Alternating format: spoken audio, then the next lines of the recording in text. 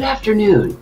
I'm Linda Baker, the Learning Director at the Center for Research and Education on Violence Against Women and Children.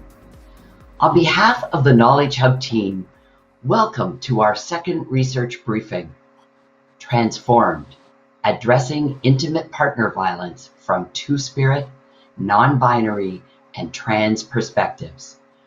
Our presenters will speak for about 10 minutes. Please enter comments or questions for the presenters into slido.com and use the code number 7423, and that will be shown on the slides for your reference. During the last 5 to 10 minutes of our research briefing, I will present some of your questions to our presenters. The link to the presentation slides was emailed to you earlier this morning. I'm honored to introduce our two speakers. Maisha Zarin is the current project coordinator for the TransFormed project at MedTrack. Initially starting as a peer leadership group member, Maisha joined on as a project coordinator in 2020. Laura Hartley is the program director at MedTrack Action on Violence. Laura is also a Wendo Women's Self-Defense instructor and a founding member of Girl Justice, a grassroots feminist collective that engages youth in ending gender-based violence. I'm now going to turn over our presentation to Maisha and Laura. We're both really excited to be here and to be able to share with you a preview of the research findings and important implications for service providers that arose from the TransFormed project. The TransFormed project is a bilingual community-based research project that is led by MedTrack, Action on Violence, in partnership with Centre de Francophone. So over the past 3 years, the TransFormed project has been able to engage in community-based participatory research and education with the goal of addressing barriers and increasing access to health and social supports for two-spirit, non-binary, and trans people who have been affected by intimate partner violence.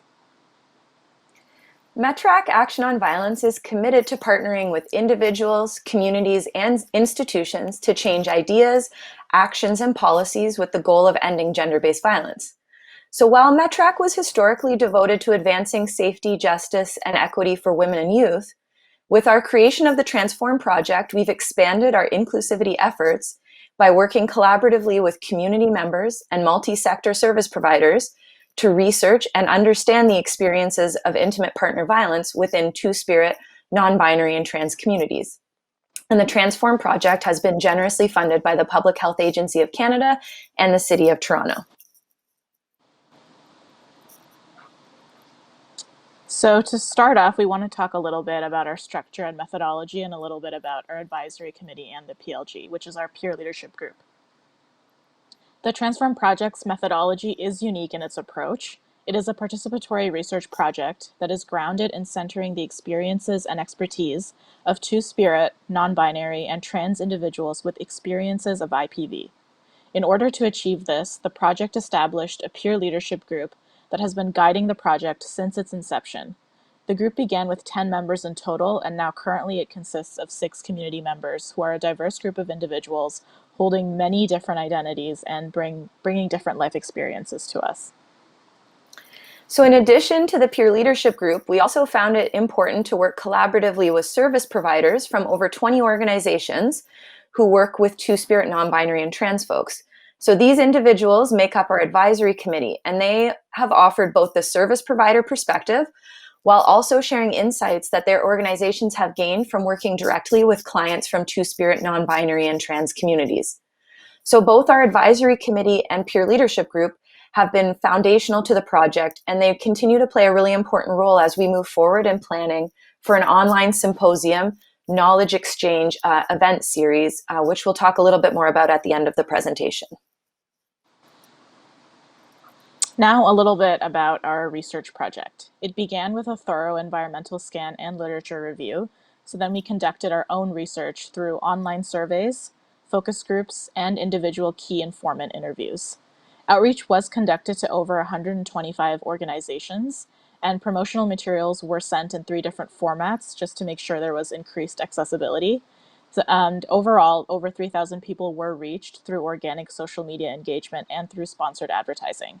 The PLG members provided their experience and expertise and insight to help design the research survey and focus group questions. In the end, we received 136 survey responses. We held 4 focus groups that consisted of 14 people. The focus groups were trans femmes and women of color, trans and non-binary group, newcomer, francophone Arabic, and the Two-Spirit group.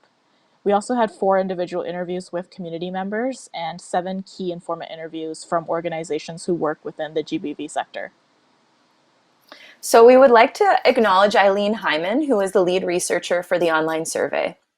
And all of our research activities were informed by an intersectional and trauma-informed approach that prioritized safety and considered the unique needs of gender minority community members, as well as other social and economic identities individuals hold that expose them to intersecting systems of oppression. Our peer leadership members were also trained, and then they were able to support in the coding and analysis of the research. In terms of key findings, we wanted to share 3 key findings with you today. The first is that over 80% of participants have experienced IPV in their lifetime, while 44% of participants have experienced intimate partner violence in the past 2 years, and 40% of people believed that the violence they experienced was indeed because of their gender identity or expression. So while we know that experiencing intimate partner violence can have serious and wide-ranging impacts on all aspects of an individual, physically, emotionally, cognitively, financially, spiritually, sexually, with the TransFormed project's research, it showed us the specific impacts that intimate partner violence has on individuals within Two-Spirit, non-binary, and trans communities. So on this slide, you can see the 6 most common impacts that survey participants identified as experiencing as a result of intimate partner violence. And we think it's really significant to highlight the fact that 89% of respondents identified experiencing a mental health problem or psychological distress as a result of intimate partner violence. And you can see the other top 5 impacts as well. And not included on this slide, I also just wanted to mention a few other impacts that were identified through the survey, including spiritual or cultural problems, work problems, child welfare involvement, legal issues, and also impact not listed, and folks included suicide, delayed transition, and isolation. As we previously mentioned, a key aspect of the research was identifying the barriers that Two-Spirit, non-binary, and trans people experience when attempting to access health and social supports for their experiences of violence. The research demonstrated that there are significant barriers that make accessing supports difficult, and one of the main barriers being that 75% of respondents are facing mental health challenges and many different forms of disability that create barriers to accessing these services and supports. And it was also significant for us to mention that 33% of respondents in the study mentioned that resources were not responsive to their specific needs as a Two-Spirit, non-binary, and trans person, and that 31% of participants shared that they had negative experiences using these resources and supports in the past. So given these research findings, it's really clear that there are significant implications for the provision of health and social service supports for Two-Spirit, non-binary, and trans individuals in order to address the barriers that these communities have identified. So through the research process, Two-Spirit, non-binary, and trans community members, as well as our advisory committee members, shared their suggestions on what changes organizations can make in order to address barriers and provide more inclusive, affirming, and responsive supports. So today, we're just going to briefly mention 2 areas: inclusive language and education. We saw that many individuals felt that services were not responsive to their needs, and many have had negative experiences with services in the past.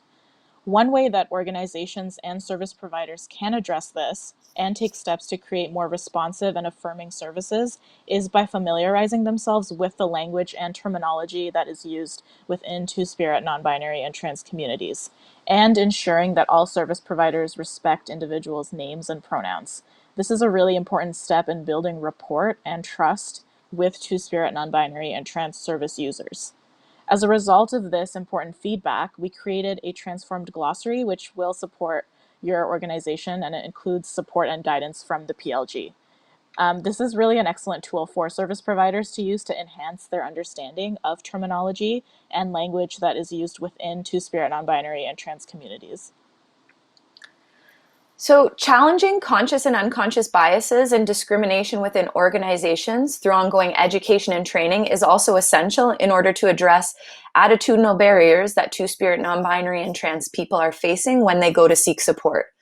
So not only do service providers need more education to uncover and challenge their own internal biases, the research also demonstrated that many Two-Spirit, non-binary, and trans people are not only survivors of violence, but their experience of violence is particular due to their gender and other overlapping identities that they hold. So therefore, service providers need to have both a broad understanding of how systemic forms of oppression impact a particular individual's experiences of violence, while also gaining a specific understanding of the way in which Two-Spirit, non-binary, and trans communities experience violence, and the impacts that that violence has. So this more nuanced understanding of community members' experiences is necessary in order to provide appropriate and responsive services.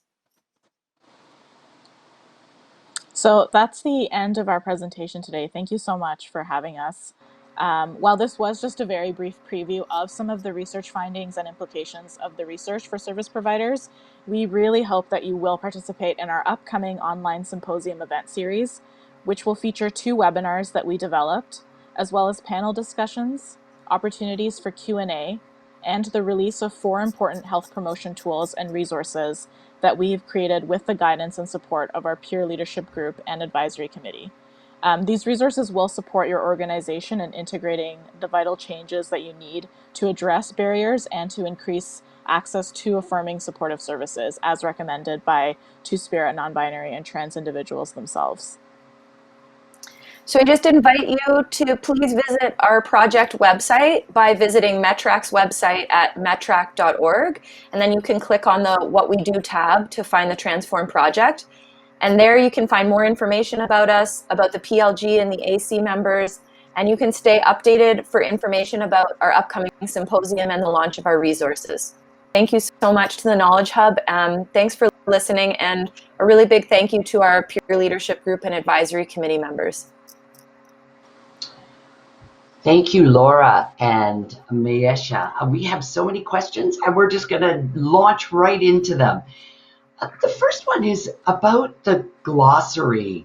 I think you just answered part of the question about how to access it. It is available now, I'm assuming. So we're having actually a big launch of our resources when we host our knowledge exchange and symposium. So that is something to look forward to later this fall. But for now, you can visit the website and you can read a bit more about the 4 tools that we've created, and then you'll find more information about when we're going to be officially launching them to the public. Okay, thank you. One of the questions about glossaries, language evolves, language changes. So right now you've captured through this amazing methodology the language that's likely to be most helpful. Do you have plans or have you given thought to how to make it a dynamic glossary that will evolve as terminology does? Oh, sorry. No, you go, sorry, Maisha. Laura, you go ahead and I'll... No, okay. no, go first. I was just going to say that the drafts of the glossary went through so many revisions, and we really took all the suggestions and advice from our PLG, from the folks that we talked to in our focus groups, through like what we heard through the surveys and through the individual interviews. And we definitely kept in mind that, like you said, language does change and evolve so much. So although that is continuously happening, the version that we have right now is what the community at this current moment feels that it is like would be the best definitions or explanations for certain things. Yeah. And I would just add that we've also created the document to be hosted online on our TransFormed webpage, with the understanding that, of course, as we recognize in the glossary, language is continually evolving, and we hope that this project is going to continue to live on, and that there will be, later iterations and developments to the glossary as language continues to change in ways that continue to be representative and affirm the communities that we're working with. Thank you. Another question, was the research done nationally or mostly in Ontario? And if largely in Ontario, what are the implications in terms of the relevance in other provinces and territories in Canada and beyond? The research for this project was done specifically in the GTA. So when we were doing outreach or recruiting, it was done like within like the borders of what we would roughly call the GTA right now. So while the findings are specific to the GTA, I think that there are great implications, nationally and internationally, for the research, in terms of the fact that that there would be similarities in folks' experiences, because folks are talking, specifically about their experience as a two-spirit, non-binary, and trans person. And while like regionally or geographically those experiences might change, especially in terms of like what services or supports are available, I think at least in places that are more like city centers, that there would be a lot of similarities. And I would wager the guess that the experiences of violence would be similar, although the access to services would be different. One of the questions is related to the definition of intimate partner violence that was used. And in particular, was it the continuum of violence that we associate with intimate partner violence, or was it more physical violence that people reported? Yeah, so for this project, we kept, I would say, a very like broad definition of intimate partner violence, because although people usually associate, the physical aspect of it, we saw that that definitely wasn't the case. There were so many reports of like emotional, sexual, spiritual, financial violence. There's so many different components that make up what IPV is.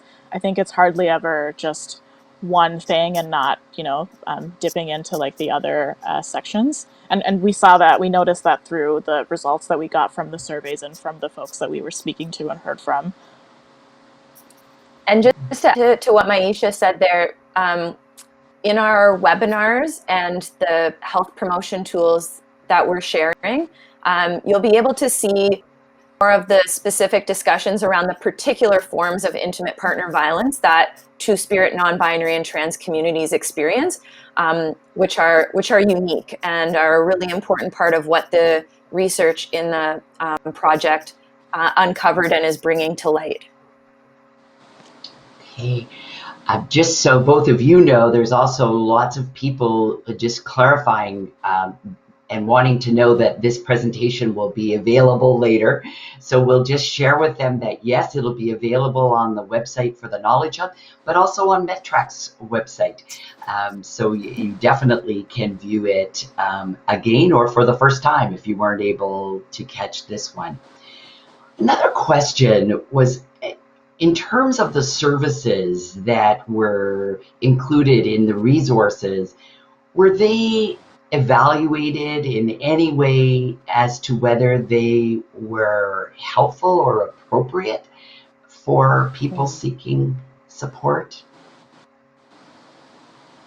Yeah, that's a great question. All the services and supports that we listed were directly recommended to us either by the PLG or people on the advisory committee, or were specifically mentioned as being helpful through the survey or the other interview folks that we spoke to. So we really tried to make sure that they were services that, although they may not be 100% perfect, they're working towards being accessible and available for two-spirit, trans, and non-binary people, and that they were at some point accessed or used by the PLG, so they know that there are certain services or supports available at those locations or organizations that we listed.